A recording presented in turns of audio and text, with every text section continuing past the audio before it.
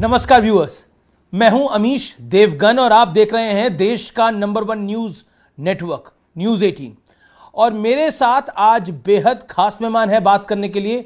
वो बॉलीवुड की तो जानी मानी एक्ट्रेस हैं ही, लेकिन इस बार वो हैं भारतीय जनता पार्टी की मंडी लोकसभा सीट से प्रत्याशी कंगना रनौत। कंगना जी, आपका अभिनंदन है।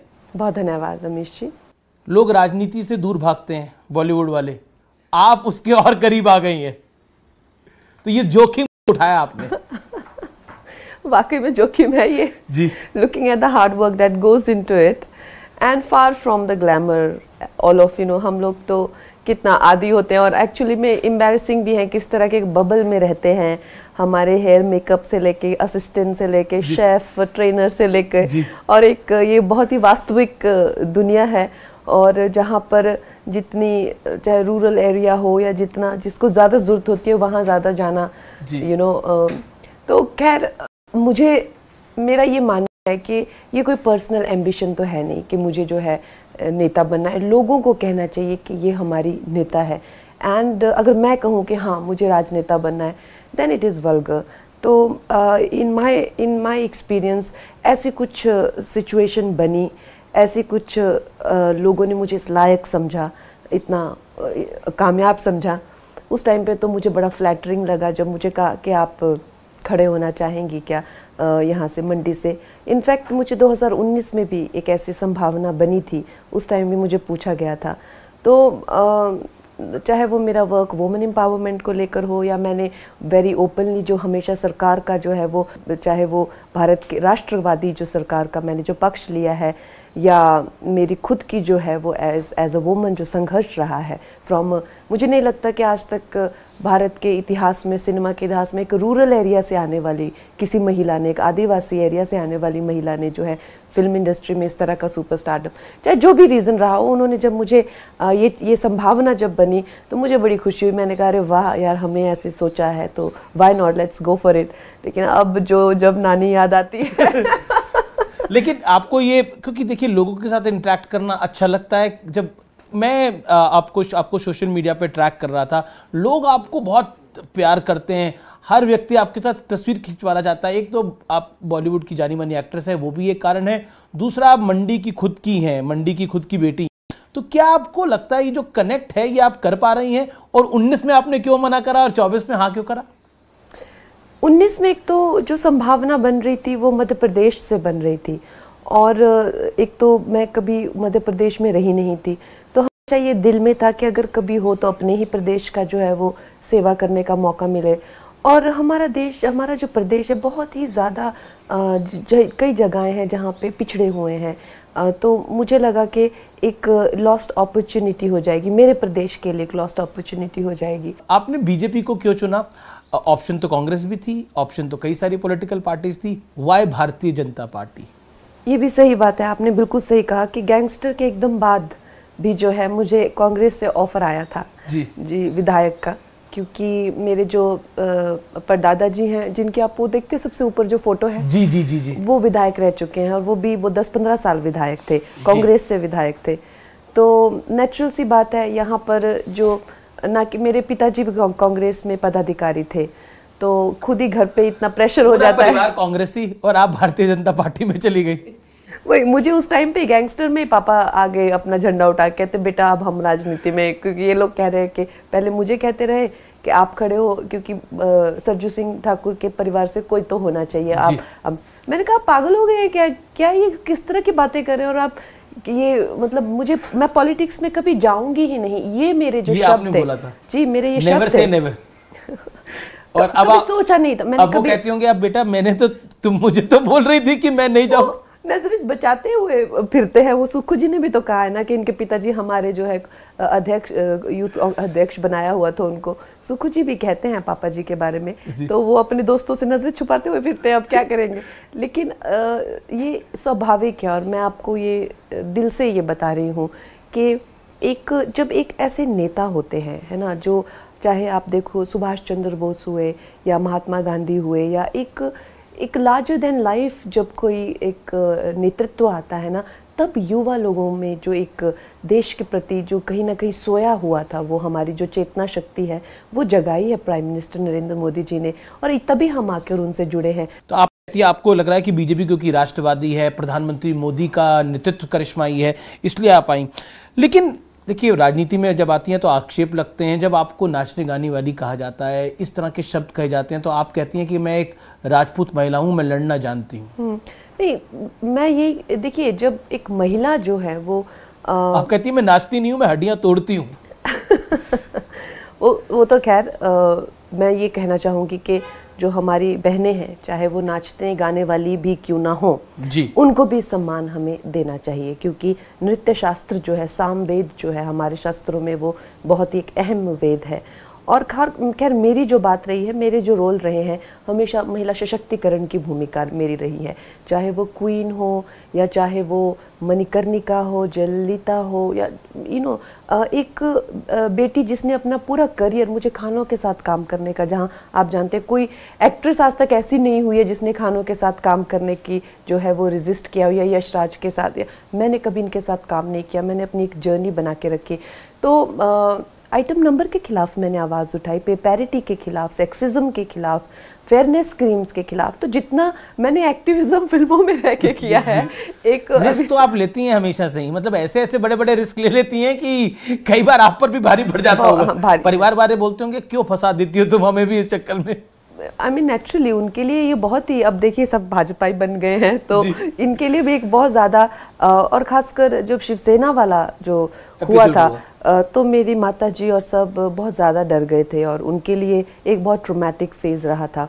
तो मैं ये कहूँगी कि जब महिलाएं जो हैं फील्ड में होती हैं, तो ये शब्द आपको सुनने को मिलते हैं, चरित्र या या आइटम चीज़ है जो उसको देखने, इस तरह की जो चीज़ें हैं वो सुनने को मिलती हैं। लेकिन जब पुरुष होते हैं तो अक्सर ये वर्ड्स नहीं आते हैं, पुरुष कभी अपवित्र नहीं होते हैं, या पुरुष कभी चीज़ होके उनको महिला जो आइटम देखने नहीं आती है। ये जो एक डीप रूटेड सेक्सिज्म है हमारी सोसाइटी में, we must call it out. देखिए, क्योंकि एक महिला नेत्री है कांग्रेस की, उन्होंने आप पर एक बहुत ही खराब टिप्पणी करी जब आपको टिकट मिला ही था।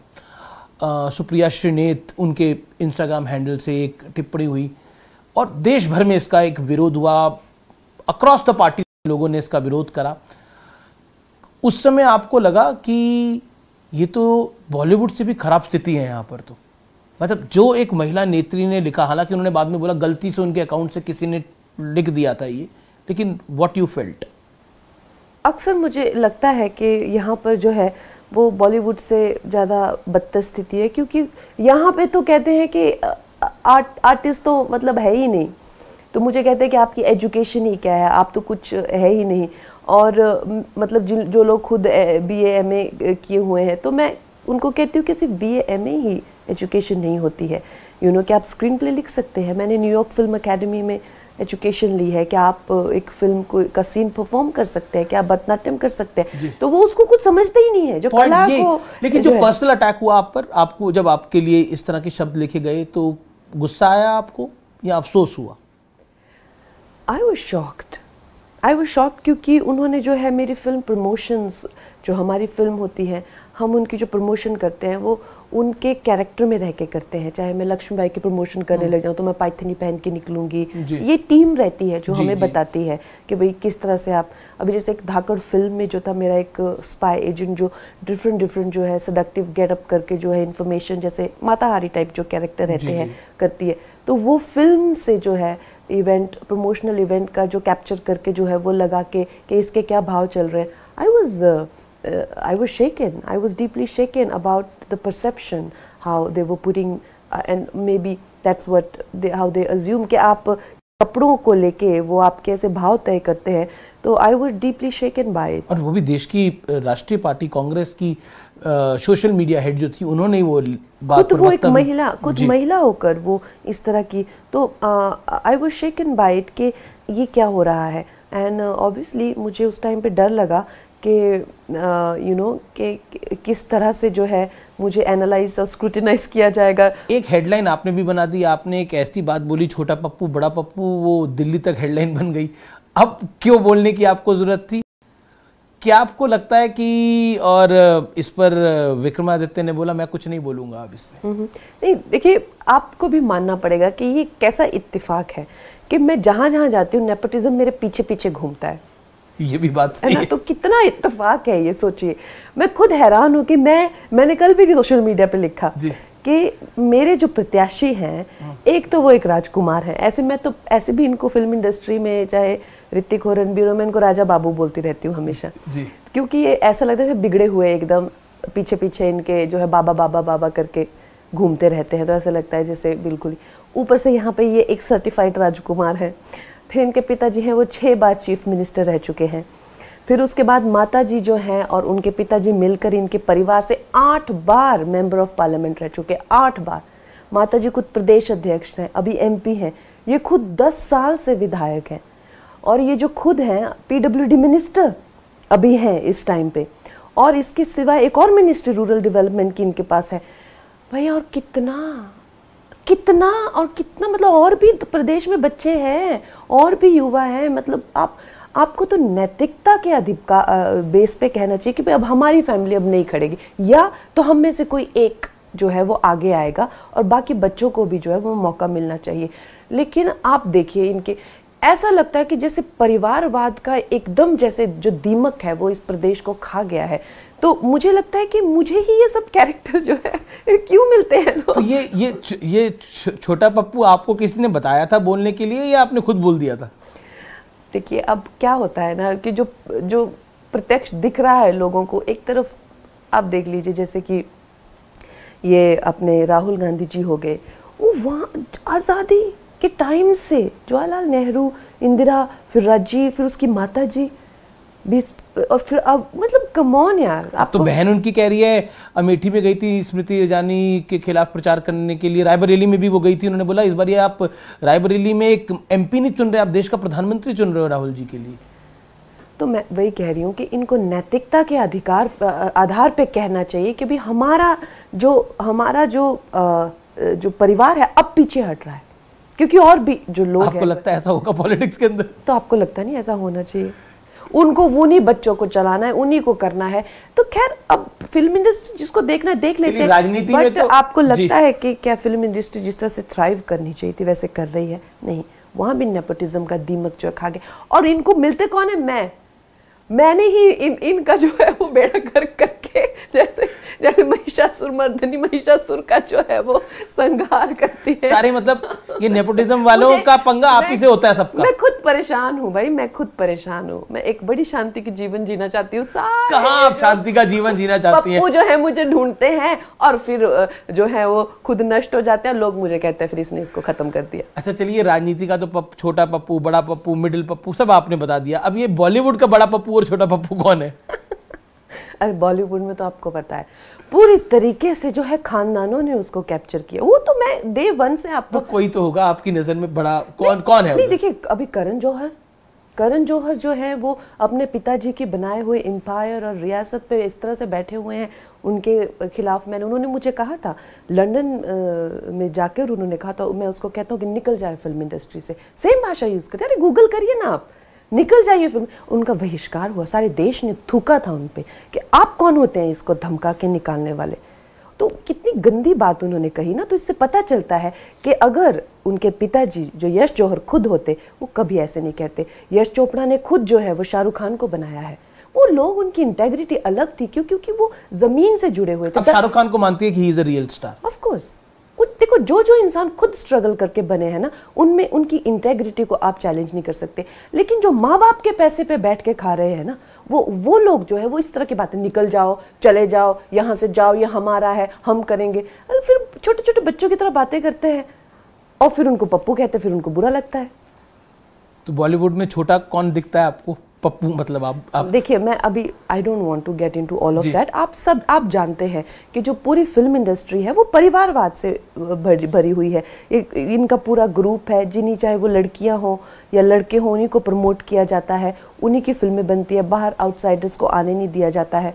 तो इस तरह से खैर प्रत्यक्ष को प्रमाण की क्या जरूरत है? आप क्यों चाहते हैं मेरे मुंह से निकले? मैंने आज तक जो वहां पे क्या कम बोला है? जो आज लेकिन आपको भी मतलब आपकी एक फिल्म आई थी पंगा, आपको भी पंगा लेने की आदत है इन सबसे? अरे मुझे नहीं है, ये लोग मुझे ढूंढते हैं, ये लोग मुझे ढूंढते हैं। और इन लोगों को जो है लिटरली मैं कहती हूँ कि मैंने कभी सोचा था कि विक्रमादित्य मेरे अपोनेंट होंगे यहाँ पे? आप कभी सोच सकते हैं? वो अचानक कांग्रेस ने अचानक उनको अपोनेंट बना के दे दिया। तो फिर वो पहले तो कोई और लड़ने वाले थे, तो फिर विक्रमादित्य आगे। मतलब इस पूरे एरिया में सबसे धाकड़ कैंडिडेट वही माने जा रहे हैं। तो मैं वही कह रही हूँ, मैंने थोड़ी ना सोचा था। और सबसे बड़ी बात, जो फिल्म इंडस्ट्री में जाकर मैंने कहा था कि मुझे इल ट्रीट करो और मुझे जो यहाँ से निकालने की कोशिश करो, ये लोग खुद मुझे ढूंढते हैं। खुद जितना पप्पू गैंग है खुद मुझे ढूंढता है और फिर जी खुद बाद में कहते हैं हमें बर्बाद कर। लेकिन ऐसा नहीं है कि आपकी लोग प्रशंसा नहीं करते। मैंने आयुष शर्मा, उद्धव ठाकरे, मैंने उसको क्या आप सोचते थे मैंने उनको बोला कि आप आओ और मुझसे बैल मुझे मार? वो तो उन्होंने खुद मुझसे पंगा लिया। और जब राज ठाकरे होते तो उनकी और मेरी जबरदस्त दोस्ती होती। उनकी इंटेग्रिटी अलग है, इनकी इंटेग्रिटी अलग है, और आइडियोलॉजी की बात नहीं है, बात वही पप्पू परवरिश की है। आपने उद्धव ठाकरे से पंगा क्या लिया? भारतीय जनता पार्टी ने उद्धव ठाकरे की पार्टी तोड़ दी। वो पार्टी मतलब बची नहीं है। आप उद्धव ठाकरे बचे हैं, आदित्य ठाकरे बचे हैं। अरे फिर ये और मतलब उनके साथ उनके बाकी नेता हैं। मैं वही कहती हूँ इनको, विक्रमादित्य को भी, कि तुम्हारे पास 2-2 मिनिस्ट्रियां। अब ये सत्ता की भूख ऐसा ना हो जो था वो भी तुम्हारे हाथ से जाए। राम मंदिर की प्राण प्रतिष्ठा की बात करते हैं, आप भी वहीं थी, मैं भी वहां था, हमारा ये सौभाग्य था कि हमें वो मौका मिला। क्या आपको लगता है राम मंदिर इस चुनाव में विषय है? क्योंकि आप हर जगह जय श्री राम के नारे भी लगाती हैं, हम बाकी भी रैलीज में जाते हैं, वहां पर भी इसी तरह होता है। प्रधानमंत्री मोदी की रैली में, गृह मंत्री अमित शाह की रैली में, जेपी नड्डा साहब की रैली में भी होता है। तो राम मंदिर क्या मुद्दा है या फिर भावना का विषय है? देखिए, एक तो ना मुझे कई बार ना मासूम सवाल जो मीडिया वाले पूछते हैं ना, मुझे बड़ी हैरानी होती है कि वो वाकई में इतने मासूम हैं कि अच्छा, आपको मैं चालाक दिख रहा हूँ। जो पार्टी ने अपने मैनिफेस्टो में ये लिखा हो कि हम राम मंदिर बनवा के देंगे, और इसी हिमाचल से ऐलान हुआ था, पालनपुर से, तो नेचुरली अब ऐसी बातें पूछते हैं। अगर उनके मैनिफेस्टो में ये है कि वो जो देश की जो एक चेतना शक्ति जो है, उसने एक संघर्ष पूरा खड़ा किया है, एक पूरी जो मूवमेंट हुई थी, जो अशोक सिंघल से लेके जो एल के अडवाणी जी ने जो करी थी, जिसमें अटल जी भी थे पूरी, तो वो जो मूवमेंट है आप उसको अंडर प्ले नहीं कर सकते कि फ्रॉम नोवेयर जो है ये राम जी का मुद्दा नहीं। एक मूवमेंट हुई थी भाई, वहाँ जलियांवाला बाग की तरह गोलियां चली थी, वहाँ कार सेवक मरे थे। तो उसके बाद में अगर एक देश है वो कह रहा है कि भाई हमारे रामलला जो वो टेंट में सोए हुए हैं, और एक पार्टी है वो कहती है कि हाँ आप हमें, और ऐसा नहीं है कि दे आर इन पावर और दे फ्रॉम स्क्रैच। तो पार्टी ने राम मंदिर बनाया है देश के लिए, या देश ने ये पार्टी बनाई है राम मंदिर के लिए? Please understand two things. बहुत इंपॉर्टेंट बात। या देश ने ये पार्टी बनाई है राम मंदिर के लिए? अब इन बातों को अंडरलाइन कैसे कर सकते हैं? मेरा मानना है और जो प्रत्यक्ष है, देश ने ये पार्टी बनाई है राम मंदिर के लिए, है ना? तो अब राम मंदिर ही राम मंदिर है सब जगह। ये देश की चेतना शक्ति का कमाल है जो राम मंदिर बन के आया है। मेरा अगला सवाल है, क्या आपको लगता है कि इस दौर के चुनाव में, खासतौर पर 2024 में, राष्ट्रवाद भी एक महत्वपूर्ण मुद्दा है? और जिस तरह से विपक्ष बार बार प्रधानमंत्री नरेंद्र मोदी पर, बीजेपी पर अटैक करता है कई मुद्दों को लेकर, क्या आपको लगता है कि वो विषय भी हैं? बेरोजगारी, महंगाई। राष्ट्रवाद जो है वो एक एलियन कॉन्सेप्ट था हमारे देश के लिए, कि मुझे जो है एक अपने देश के प्रति जो है वो एक प्रेम होना चाहिए और सेंस ऑफ जो है इंटेग्रिटी और प्राइड होनी चाहिए। ये इसी को नेशनलिज्म कहते हैं ना, कि my country is the best, that is essentially nationalism. तो ये जो भावना है, ये भावना को कहीं ना कहीं जो है वो हीनता से जोड़ा गया था। आप सोच लीजिए जो उनकी क्या मानसिकता होगी जो इस भावना को हीन समझते हैं। कहीं ना कहीं उनके उद्देश्यों में, उनके जो लक्ष्य हैं कि इस देश के टुकड़े होने चाहिए, उसमें जो है ये जो हमारे देश, ये भावना जो उठ के आ रही थी, उसमें ये एक रोड़ा बन रही थी। तो इस भावना को हीनता से जोड़ा गया था। ये एक पार्टी है जो राष्ट्रवाद को बढ़ावा देती है, और उससे क्या है ओवरऑल जो है हमारी, चाहे वो स्टार्टअप्स हो गए, इकोनॉमी हो गई, या सेना बल हो गए, या सीमाएं होगी, उनको एक सशक्तिकरण मिला है। तो नेचुरली सी बात है, ये इनका मेन एजेंडा है भारतीय जनता पार्टी का। राष्ट्रवाद जो है वो मेन एजेंडा है। तो राष्ट्रवाद एक हो गया। और नंबर 2, हमारी इकोनॉमी जो है वो पूरी दुनिया के लिए देखने के लिए 11वें नंबर से 5वें और तीसरे नंबर पे जाने के कगार पे है। तो नेचुरली जो है हमारा देश बहुत तरक्की कर रहा है, और उसमें जो है अगर आपको बाल की खाल खींचनी है, दो लोगों को पकड़ के कि भाई ये बेरोजगार है, तो जो आप 60 सालों में नहीं कर सके उससे कई ज़्यादा 10 सालों में करके दिखाया, अब और भी करके दिखाएंगे। महिला सशक्तिकरण पे आपने बहुत बड़ा काम किया है, मतलब फिल्मों के जरिए, अब आप राजनीति में हैं। हाल ही में दिल्ली में स्वाति मालीवाल आम आदमी पार्टी की राज्यसभा सांसद हैं, उनके साथ एक सीएम हाउस के अंदर दुर्व्यवहार हुआ, शिकायत उसकी हुई, अरविंद केजरीवाल के पीए को अरेस्ट कर लिया गया है, और आम आदमी पार्टी कहती है ये सब कुछ बीजेपी ने करवाया है। इसको आप कैसे देखती हैं? हाँ दयाल, मुझे एक बात समझ नहीं आती। एक तो एक सीएम है, वो भी जिस तरह से मैं कहती हूँ कि एक पेरोल पे एक सीएम है, जिस बाहर आए हैं बेल पे, इंटरिम, हाँ, जो एक सीएम है वो इंटरिम बेल पे बाहर आए हुए हैं और कहते हैं कि मैं जो है वो सत्ता नहीं छोड़ूंगा। और उनकी जो है ये आम आदमी पार्टी की राज्यसभा सांसद उनके खुद के पीए उनकी बीटिंग करते हैं, उनके खुद के पीए। तो क्या भारतीय जनता पार्टी की आत्मा उनके हाथों में घुसकर उनकी बीटिंग करे? ये किस तरह की बात है, मुझे समझ नहीं आता है। I felt violated. चलिए, आपने हमें समय दिया, लेकिन चलते चलते मैं रैपिड फायर राउंड पूछूंगा, 3 नाम लूंगा, उस पर आपको अपनी राय देनी है। पहला नाम प्रियंका गांधी वाड्रा। जब भी मैं उनको देखती हूँ तो मुझे लगता है कि कहीं ना कहीं उनको जो है एक कैरिकेचर ऑफ इंदिरा गांधी बनाने की कोशिश की जा रही है, बनाने की कोशिश हो रही है। चलिए, अगले नेता हैं राहुल गांधी। राहुल गांधी को देख के तो मुझे सच में तरस ही आता है। क्यों आता है आपको तरस? मुझे वो बहुत बेचारे लगते हैं। मुझे लगता है कि उनके साथ में वो सब हो रहा है, किया जा रहा है उनके साथ में, उनके बस की नहीं है, लेकिन उनकी माताजी उनको छोड़ती नहीं है। पर उनकी बहन कह रही है पीएम बनने वाले हैं वो इस बारी। क्यों लगता है आपको? वो कहाँ पीएम बन सकते हैं? आपको लगता है कि भैया जो इंसान चांद पे आलू उगाना चाहता है फिर वो एकदम ब्लैंक हो जाते हैं कभी कभी बात करते करते, ऐसे थोड़ी। आपने उनकी स्पीचेस सुनी है कभी? मैंने सुनी है उनकी स्पीचेस, तो सुनने लायक उनकी स्पीचेस में कुछ भी नहीं है। वो बात भी नहीं ढंग से कर पाते हैं, ऐसा लगता है उनको पर्चियां दी होती हैं। और एक दिन तो मैंने वो नज़ारा देखा था, वो जाके प्रधानमंत्री को उनके गोद में बैठ के उनको हक कर लिया और कहते मोहब्बत की दुकान मुझे खोलनी है, फिर जाके ऐसे आंख मार दी। क्या मतलब, वो एक कार्टून कैरेक्टर यार, कम ऑन यार, मुझे हंसी आती है, मुझे एकदम कार्टून लगते हैं वो। बिल्कुल आखिरी सवाल है ये वाला, चुनाव खत्म होने के बाद आप भी परिवार को अपने बढ़ाना चाहेंगी? You also want to get married? और वो बॉलीवुड होगा कि राजनेता होगा? ये सवाल तो पूछना बनता है आखिर में। बॉलीवुड से तो डेफिनेटली नहीं। I am from a very simple Rajput Kshatriya family, so it will be somebody, he will be somebody from outside film industry. Outside film industry. तो माता जी तो आपकी बोलती होंगी जल्दी करो, कब कर रही हो? बोलती है कि नहीं बोलती? अब इस माहौल में कैसे शादी करें, आप खुद ही सोचिए। जी चलिए, आपने हमें अपना समय दिया, आपका बहुत बहुत शुक्रिया, और आपको ऑल द बेस्ट आपके चुनाव के लिए। आप लोकतंत्र के महापर्व में अपना भाग्य आजमा रही हैं, आपकी पार्टी ने आपको बहुत बड़ी जिम्मेदारी सौंपी है, उसके लिए आपको एक बार फिर बहुत बहुत शुभकामनाएं। Thank you so much Kangana ji. धन्यवाद।